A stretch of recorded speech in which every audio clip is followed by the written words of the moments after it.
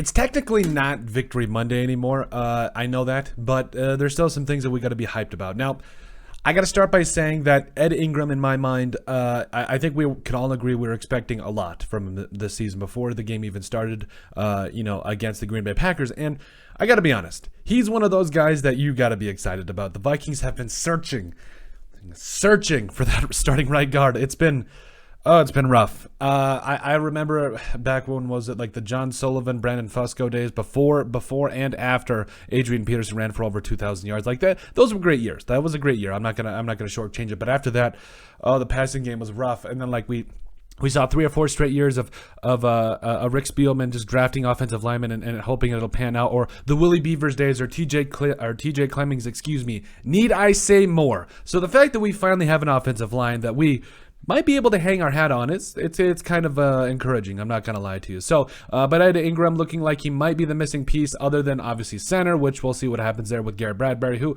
wasn't awful. Like, I mean, I think we've said it multiple times on the show. He basically has a highlight tape, of him getting pushed into Kirk Cousins' lap against guys like Kenny Clark over the years. So, I mean, it wasn't bad. He had over almost a 60.0 PFF grade. So, if he just stays out of the way and he does that, I think the Vikings could do some things this year. So, but Ed Ingram, I got to be real with you. I'm really excited about Ed Ingram. I think he's going to continually do a lot of great things for the Vikings, and I think, when I know that just by saying that, he was clearing the way against the Packers, I got to be honest with you. He did not grade out the best. In fact, it was kind of bad. I'm not going to lie to you. So you'll see here this courtesy of Paul Hadawanic.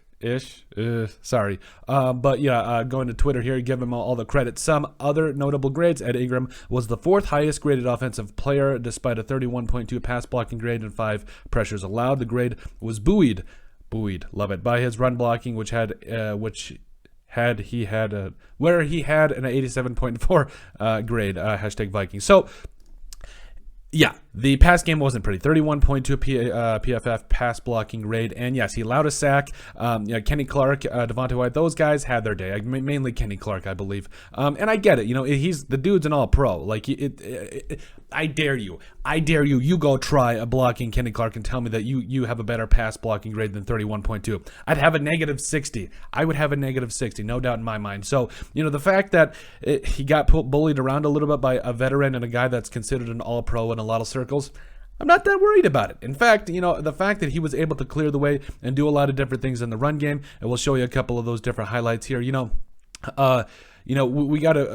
we'll show you, Kenny Clark. We have to show both sides. So we'll show you Kenny Clark here, this courtesy of Nick Olson. Make sure you guys give him a follow. Yeah, you will see. Hopefully I can pause it. Yeah, Kenny Clark, and then Ed Ingram. Yes, this was, that's got some real Ezra Cleveland, or excuse me, not Ezra, Drew Samia type vibes, even though he didn't get bench pressed. That's great to see. It was just more of a technical thing here. And by the way, courtesy to Kirk Cousins early, at least props to Kirk Cousins for getting this one out. So yes, that one is a rough rep. It is what it is. You're going to learn from it and move on. But you also saw some good things, though. Let's see, that pancake. Now, I want to show you guys the run game. Literally was a bully. There was multiple plays like this. Again, Nick Olson there for the credit, but literally was a bully. That's Tadarius Slayton. TJ Slayton, you remember him? That, 6'2", 340-pound guy? He's a little high here, so that's why he's able to get just bullied by Ed Ingram here. So you'll see him here, just boom, get out of the way.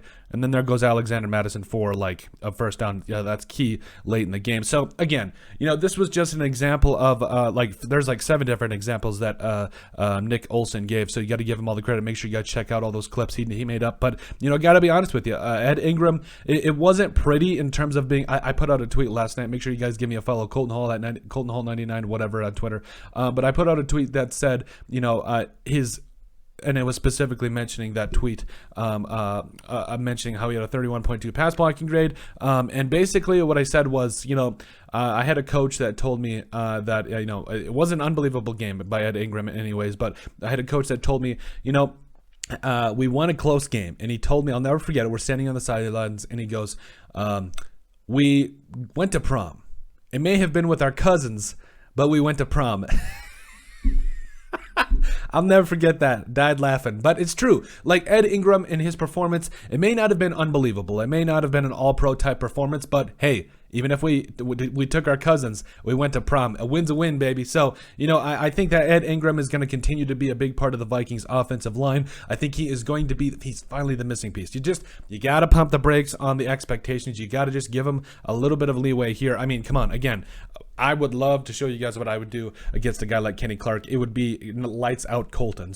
But I think at the end of the day, you got to be encouraged about what you saw from Ed Ingram, clearing the way, especially against the Packers in the run game, which actually was kind of weird because when Kwesi Adofo-Mensah and Kevin O'Connell selected him in the second round, they were touting his pass blocking ability. So the fact that he had a 31.2 pass blocking grade, and he had almost 87 or whatever, a run blocking grade, I was like, what is going on? That doesn't make any sense. So it was definitely weird, but I would much rather have him show the ability that he can run block and learn from his mistakes and pass blocking.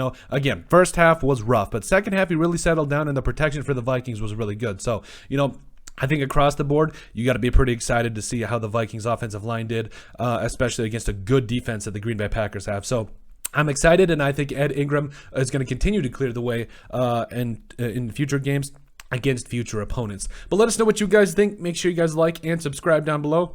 Make sure you guys also leave us a like and give us a listen on sub on iTunes.